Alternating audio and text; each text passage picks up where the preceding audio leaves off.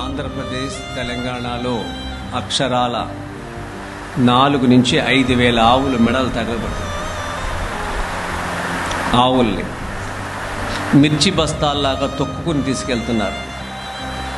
ఒక్క హిందువు మాట్లాడట్లేదు, ఒక్క స్వామి మాట్లాడట్లేదు. ఇలా జీవం లేకుండా ఇలా ఉంటే ధర్మం నిలబడదు. మీరు రోడ్ల మీదకి రావక్కర్లేదు. ఒక్క పని చేస్తారా? ధర్మంలో ఉన్న వాళ్ళ దగ్గర ఏ వస్తువైనా కొనండి, అంతే.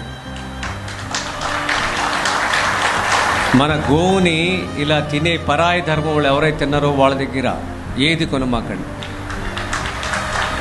కనీసం ఈ పనైనా చేయండి. మీరు పళ్ళు పువ్వులు అన్నీ సరే, ఒకరోజు స్వామికి పువ్వులు పెట్టుకొని ఏమనుకోడు. గోవు మాంసం రక్తంతో తడిచిన చేతులతో పువ్వులు అమ్మితే అవి ఎలా కొంటారు మీరు? స్వామి ఎలా స్వీకరిస్తాడు? ఎవరు మాట్లాడట్లా, ఎవరు పనిట్లా. ఆ చలనం రావాలి మనలో, మనం చైతన్యం అవ్వాలి.